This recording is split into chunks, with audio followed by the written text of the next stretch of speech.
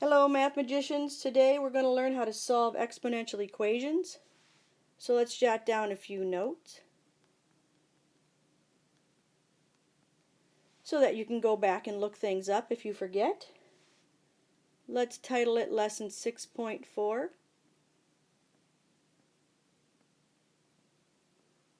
6.4 Extension, because that's the section it matches up with in your textbook. And feel free to look things up in your textbook if you need some more information. Alright, again, the topic is solving exponential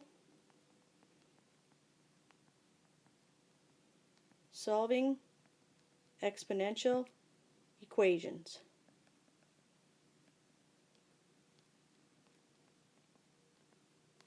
Alrighty. Let's start with a basic example. Alright, let's say you have, for example, let's say you have 4 to the x power, and that's what makes it an exponential function, is when you have an exponent represented with a variable. So 4 to the x equals 4 to the 5th. Now solving means you're trying to find x so that this equation is actually true. So I think with common sense, if this side has 4 raised to the 5th power, and both of these are equal, then this side has to be 4 to the 5th power, doesn't it? Right? 4 to the 5th, doesn't that equal 4 to the 5th? So this was a really basic one. X has to equal 5 for both sides of this equation to be true. Okay, so from that we can get the key. So here's the key. Alright, the key is you need to get the same base. The base number is this big number here. The base is raised to a power. So here's the base. It's the large number.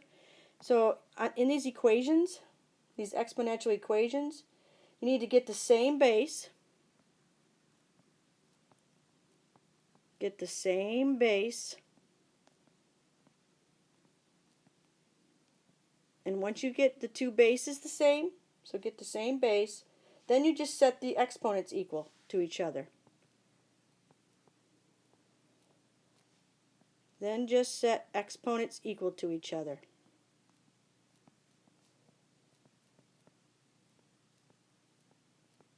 Then just set exponents equal to each other and solve.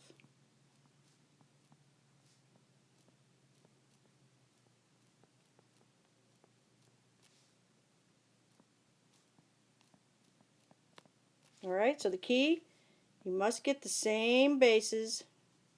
Both bases have to be the same. And once the bases are the same, then the exponents are going to be equal. Okay? Same base, 4 and 4. So then we know these two have to be the same. Just common sense. 4 to the 5th. Okay, this has to be 4 to the 5th. Alright, so there's the key. And let's try a couple more examples that are a little more difficult. Okay, example number 2. Let's say you have 3 to the x, and that equals 9 to the x plus 1. Okay, this is an exponential equation because we have variables as exponents. And the key was to get the bases the same. Alright, this base is 3, this base is 9. They're not the same. But a 9 can easily be written with a 3. Alright, so we're going to leave this side as it is, 3 to the x. And we're going to rewrite 9. We're going to change 9 to 3 squared. Alright, so that's just changing the 9. Isn't 9 the same thing as 3 squared? But then that 9, that 3 squared, is being raised to the x plus 1. Alright, we have the bases the same. Now over here we do have to do a little bit of exponent work here. So you need to remember that a power of a power, the rule for power of a power is multiply exponents. So over here we're going to leave it 3 to the x. And over here we're going to have to multiply. Now when you multiply, you distribute the 2. Okay, why do I multiply? Because that's the rule for power of a power. And then when I multiply, I need to remember to distribute. So I'll have 3 to the 2x plus 2. Alright, if this side is 3 to the x, and this is 3 to the 2x plus 2, and both of them are equal to each other, then these exponents have to be equal. This, whatever this is, let's say this is, we'll just make something up. If this is 3 to the 50th, and they're equal, then this side has to be 3 to the 50th. So these exponents have to be equal. So now you just take the exponents and set them equal to each other and just solve it like a linear type. This is now linear, and just solve it. Get all the x's on one side. Might help to put a 1 in front of that x. 1x take away 2x is negative 1x. 2x minus 2x is gone. Bring down your 2. And then divide both sides by negative 1. And you get x has to equal negative 2. And you can check. Take that value, plug it back in, figure out what this side would be. Take that value, plug it in here, figure out what this side would be, and make sure they're equal. Alright, let's try another one. Number 3. Let's say add 64 to the x power equals 16 to the x plus 3. Now remember, with this video, if I'm going too fast, feel free to pause it. Also, feel free to listen to it again or rewind. Alright, what was the key again on these exponential equations? The key is to get the same base number. This base and this base. So you have to relate 64 and 16 to some common base. What raised to a power will get you 64? Or what raised to a power get you 16? That might be easier. 16. Isn't 4 squared? Doesn't 4 squared give you 16? Alright, let's start with that. So instead of 16, we're going to change the 16 to a 4 squared. Alright?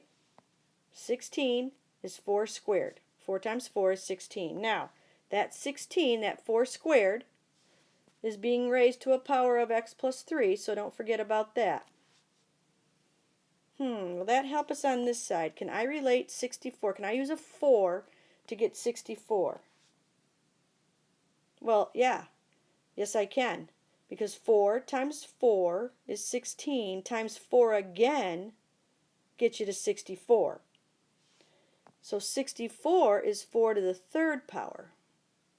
4 times 4 is 16 times 4 again is 64. So I took 64 and wrote it as 4 to the 3rd power. Now don't forget that's being raised to the x. Alright, I now have a common base. I have a common base. This base is 4, this base is 4. 4 raised to a power has, if that's equal to 4 raised to a power, these powers have to be the same. 4 raised to something, in order to equal 4 raised to something, it can't be something else. So if this side is 4 to the 50th, this side would have to be 4 to the 50th in order for them to be equal. Okay, so let's see here. Wait, I have to use my exponent rules. Power of a power, multiply. So this is 4 to the 3x. And on the other side, power of a power. Okay, I have to multiply. Now don't forget to distribute here. That's a real common mistake. Kids forget to distribute. So that's 4 to the 2x plus 6. Okay. 4 raised to a power, in order for it to equal 4 raised to a power, these powers have to be the same. So take the powers, and set them equal to each other. Now solve for x. Get all your x's on the same side by adding or subtracting. 3x minus 2x is 1x. 2x minus 2x is gone. Bring down your 6. X has to equal 6. This one's a little, you know what? Back on this number 2, you could have checked it right here. This is to the negative 3 to the negative 2 power. Plug negative 2 here. 2 times negative 2 is negative 4. Negative 4 plus 2, isn't that negative 2? So 3 to the negative 2 would equal 3 to the negative 2. Yeah. Let's take the 6 and plug it in. 3 times 6, that'd give you 4 to the 18th. Guess what this side's going to be? Take that 6, plug it in. 2 times 6 is 12. 12 plus 6, 18. 4 to the 18th, 4 to the 18th. Yep, those are equal. It checks out. All right, we'll try one more. Okay, here is our last example, number 4. Let's say you had 1/8 raised to the x plus 4, and we want that to be equal to 4 raised to the x minus 1. Okay, these are exponential because we have, I know these are exponential equation. This is an exponential equation because I have variables as exponents. Now my bases are not the same. Bases are not the same, but I can change them to a common base. Let's start with 4. Isn't 4 the same thing as 2 squared?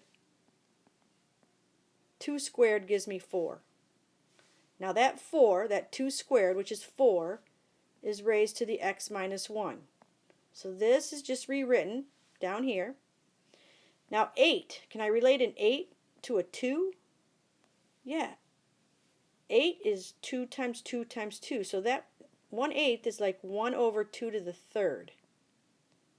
Isn't that 1/8? 2 to the third. 2 times 2 is 4 times 2 is 8.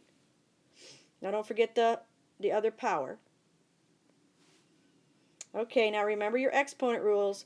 Instead of writing it in the denominator, I can flip it and write 2 to the negative 3, still raised to the x plus 4.